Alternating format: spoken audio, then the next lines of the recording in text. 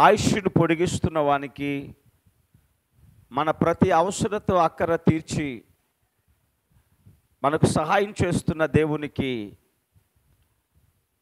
ప్రతి ఒక్కరి పట్ల, నా పట్ల, వాక్యం వింటున్న మీ అందరి పట్ల ఒక ప్రత్యేకమైన ఉద్దేశం ఉంది, ఒక ప్రత్యేకమైన ప్రణాళిక ఉంది, ఒక ప్రత్యేకమైన సంకల్పం ఉంది. దేవుడు ప్రతి ఒక్కొక్కరి ఎడల ఒక సమాధానకరమైన ఆలోచన కలిగి ఉన్నాడు, ఒక దీవెనకరమైన ఉద్దేశం కలిగి ఉన్నాడు, ఒక సంతోషకరమైనటువంటి ఆలోచన విధానాన్ని ప్రభు కలిగి ఉన్నాడు.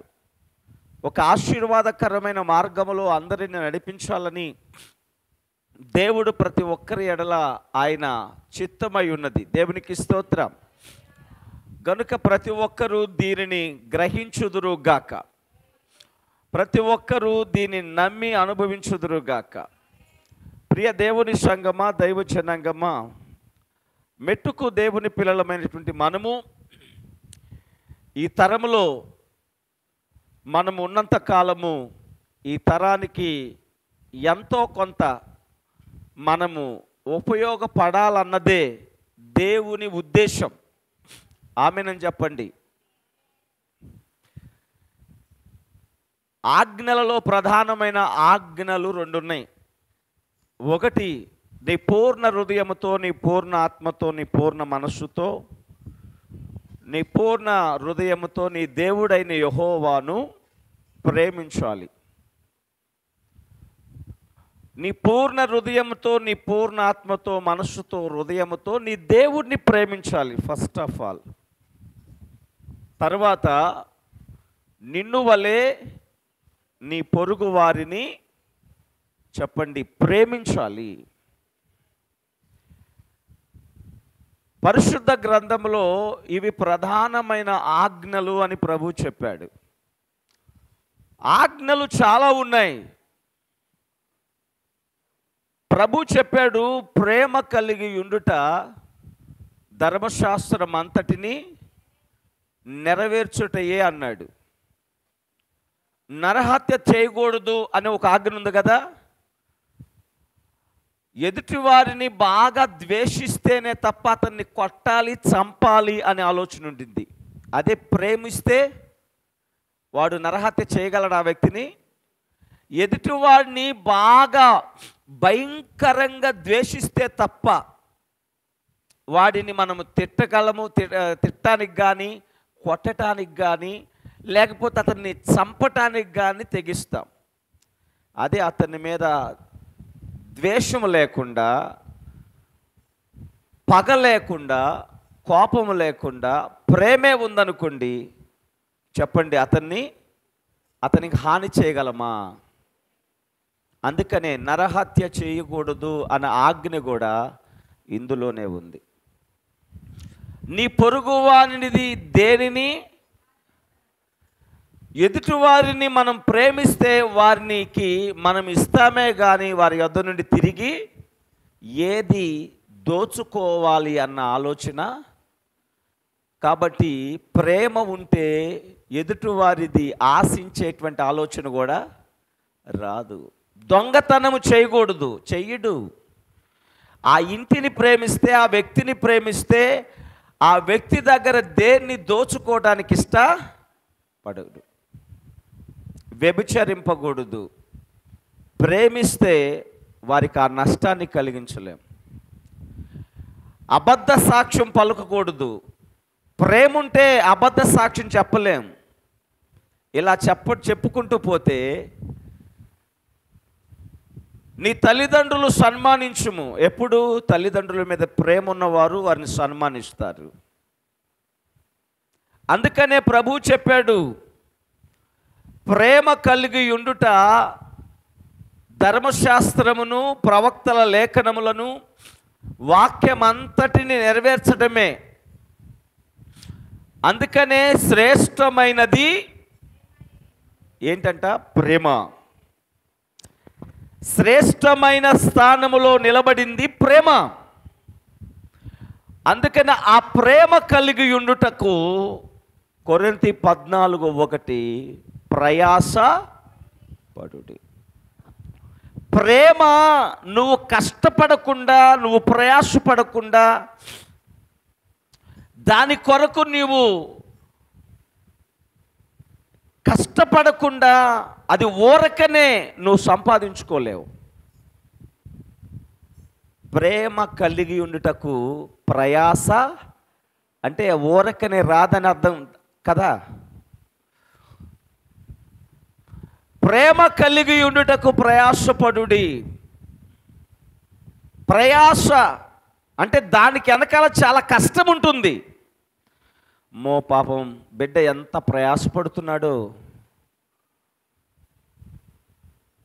కుమార్తె ఎంత ప్రయాసపడుతుందో, పలానా సహోదరుడు ఎంత ప్రయాసపడుతున్నారో పాపం అంటారు. అంటే అతడు పడుతున్న కష్టమంతటిని, వాళ్ళు పడుతున్న బాధ అంతటిని, ఆ శ్రమ అంతటిని ఒక్క మాటలో చెబుతున్నారు, వాళ్ళు బాగా ప్రయాస. ఇప్పుడు నీవు కూడా ప్రయాస పడితే కానీ ఇది దక్కదు, నువ్వు ప్రయాసపడి దాన్ని సంపాదించుకోవాలి అన్నాడు. దేన్ని మర్చిపోతున్నారు? దేన్ని? ప్రేమ కలిగి ఉండుటకు ప్రయాసపడుడి. కనుక ప్రియ దేవుని సంగమా, దైవ జనాంగమా, మనము ఎన్నాళ్ళు బ్రతికేమన్నది కాదు. కాకిలాగా అందరి చేత చీ ఛా అనిపించుకొని కలకాలం బ్రతికే కంటేనంట, దేనిలాగా ఒక 6 నెలలు బ్రతికితే చాలంట, అంశలాగా 6 నెలలు బ్రతికితే చాలు. నా ప్రియ సహోదరి సహోదరులారా, ఎంతకాలం బ్రతికేమన్నది కాదు ముఖ్యం. దేవుడు ఈ భూమి మీదకి నిన్ను పంపించిన దాన్ని బట్టి నువ్వు దేవుని కోసం ఎంత ఫలము సంపాదించావు అన్నది ముఖ్యం. కోత ఎంతో విస్తారముగా ఉంది, పనివారు కొద్ది మందిగా ఉన్నారు. పనివారిని పంపమని కోత యజమానుని మీరు వేడుకొనండి అని ప్రభు చెప్పాడు. ఏ కోత గురించి ఆయనకి చింత ఉంది? యేసయ్య కలిగి ఉన్న చింత ఏ కోత గురించి, ఏ పైరు గురించి? నశించిపోవుచున్న ఆత్మలను గురించిన చింత ఆయనలో ఉంది. దేవుని మనస్సు దేని మీద ఉంది? లోకం మీద ఉంది. దేవుడు లోకమును ఎంతో ప్రేమించెను. సంఘాన్ని ప్రేమించి తన స్వరక్తమిచ్చి విమోచించుకున్నాడు. అది అలా పక్కన పెడితే దేవుడు లోకాన్ని కూడా ఎంతో ప్రేమిస్తున్నాడు. నువ్వు దేవుని కుమార్తెవిగా ఆయన కళ్ళద్దాల్లో నుండి, అంటే యేసయ్యకి కూడా కళ్ళజోడుండిద్దా అని అడగబాకండి నన్ను. ఆయన కళ్ళద్దాల్లో నుండి మీరు కూడా చూడగలిగిన వారుగా ఉంటే నశించిపోచున్న ఆత్మల పట్ల మీకు కూడా కాస్త వేదన, కాస్త భారము, కాస్త దుఃఖము ప్రియ దేవుని బిడ్డ ఖచ్చితంగా కలుగుతుంది. కనుక ఎంతకాలం బ్రతికాను 100 సంవత్సరాలు బ్రతికి నా కోసం, నా పిల్లల కోసం, నా కుటుంబం కోసం, నా వాళ్ళ కోసం, నా ఆస్తులు కూడబెట్టుకోవడం కోసం, పెంచుకోవడం కోసం, నా కోసం, నా పిల్లల కోసం బ్రతికితే ప్రియ దేవుని ప్రయోజనము లేదు.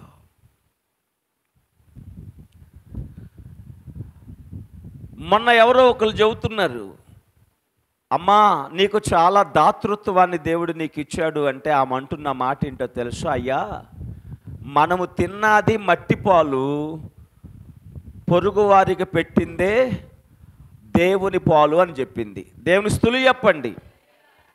మనము తిన్నదేమో ఏ పాలు అయిద్దంట? అవునా కాదు? వాస్తవా కాదా?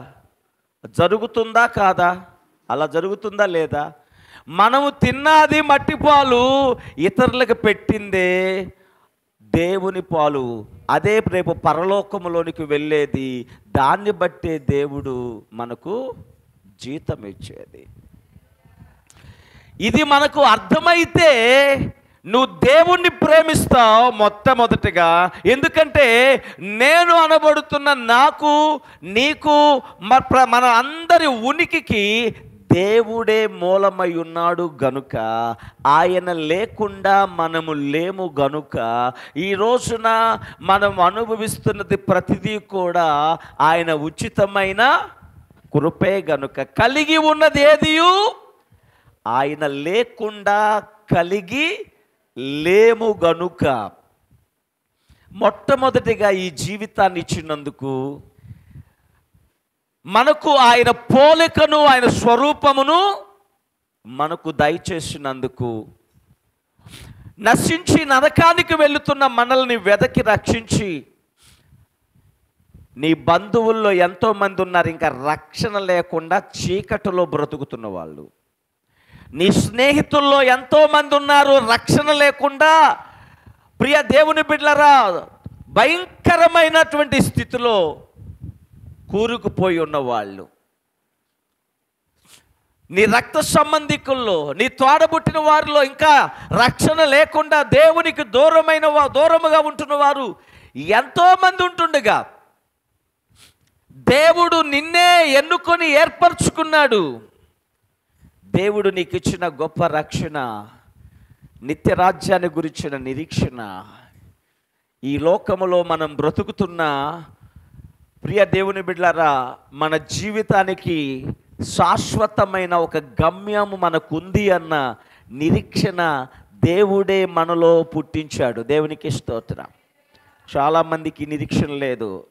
ఎవడు చూశాడులయ్యా, చచ్చినాక తక్కుడో బిక్కుడో. నువ్వు చూసొచ్చావా పాస్టర్ గారు పరలోకం ఉందని? పరలోకాన్ని నువ్వు చూసొచ్చావా? నరకం అంటున్నావు, చూసొచ్చావా?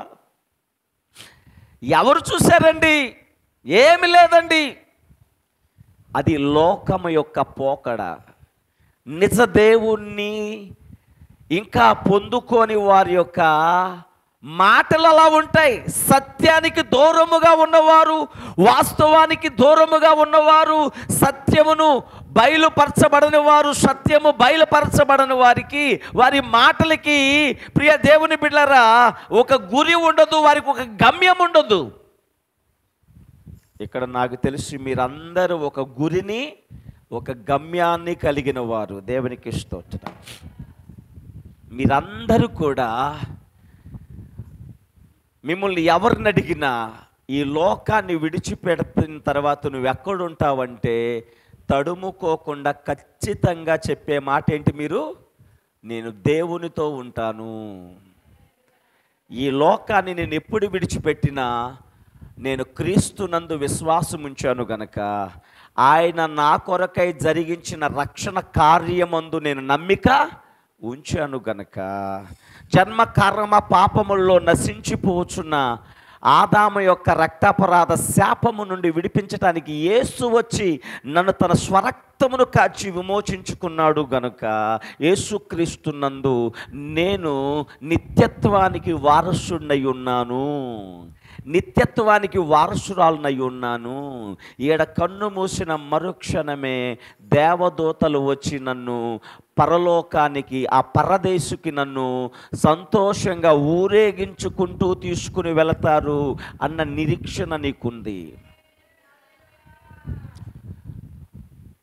ఆనాడు స్తెఫను వస్తున్నప్పుడు సాక్షాత్తు దైవ కుమారుడే తండ్రి కుడిపార్శ్వము నా కూర్చున్నవాడు అప్పుడు దాకా యేసు నాథుడే స్వయంగా లేచి నిలబడి స్తెఫనుకు స్వాగతం పలుకుతున్నాడు. అలాగున్న ఒకానొక రోజున నేను ఈ లోకాన్ని విడిచినప్పుడు నన్ను తీసుకుని వెళ్ళటానికి దేవదూతలు వస్తారు. అంత మాత్రమే కాదు, నేను అక్కడికి వెళ్ళినాక అక్కడ ఆ యొక్క పరదేశుకు నన్ను ఆహ్వానించడానికి నా ప్రభువే నా కోసం లేచి నిలబడి నన్ను ఆహ్వానిస్తాడు. నాకు ఎదురు నడిచి, నాకు ఎదురొచ్చి నన్ను కౌగిలించుకొని, ఆనాడు చిన్న కుమారుడు వచ్చినప్పుడు ఆ తండ్రి పరిగెత్తుకుంటా వచ్చి కౌగిలించుకొని మెడ మీద పడి ముద్దు పెట్టుకొని ఆయనకి చేయాల్సిన మర్యాదలన్నీ ఎలా చేశాడో రేపు ప్రభువు నీ కోసము అలా చెయ్యడానికి సిద్ధంగా ఉన్నాడు. అందుకనే రాయబడిన మాట ఏంటంటే, ప్రియ దేవుని బిడ్డలారా, ఇప్పటి నుండి ప్రభువునందు మృతులైన మృతులు ఎందుకు అంటే వారు ఇహ ప్రయాసములను మాని అక్కడ విశ్రాంతి. ఎవరిస్తారు అక్కడ విశ్రాంతి? నీ కోసం దేవుడు స్థలము సిద్ధపరచడానికి ముందుగానే వెళ్ళాడు. నీకు స్థలము సిద్ధపరచడానికి ముందుగా వెళ్ళి ఆయన వెళ్ళేటప్పుడు చెబుతున్నాడు, నా తండ్రి ఇంట అనేక నివాసములు కలవు, నేను మీకోసం స్థలము సిద్ధపరచా వెళుతున్నాను. నేనుండు స్థలములో మీరును కూడా ఉండులాగున నేను మరలా వచ్చి మిమ్మల్ని అందరినీ తీసుకొని వెళతాను. ఇది క్రైస్తవునికి ఉన్న చెరగని నిరీక్షణ, స్థిరమైన నిరీక్షణ. అదేదో కొంచెం గట్టిగా చెప్పండి. స్థిరమైన నిరీక్షణ ఇది. ఈ నిరీక్షణ నీ యొద్ద నుండి ఎవ్వరూ దొంగిలించలేరు. ఈ నిరీక్షణ నిన్ను చివరి వరకు నిలబెడుతూనే ఉంటుంది. ఇటు నిరీక్షణ నీ స్నేహితుల్లో చాలామందికి లేదు, యవనస్తుడా. ఇటు నిరీక్షణ నీ బంధువుల్లో, నీ రక్త సంబంధికుల్లో చాలామందికి, నీ స్నేహితుల్లో లేదు ఈ నిరీక్షణ. అవునంటారా కాదంటారా చెప్పాలి?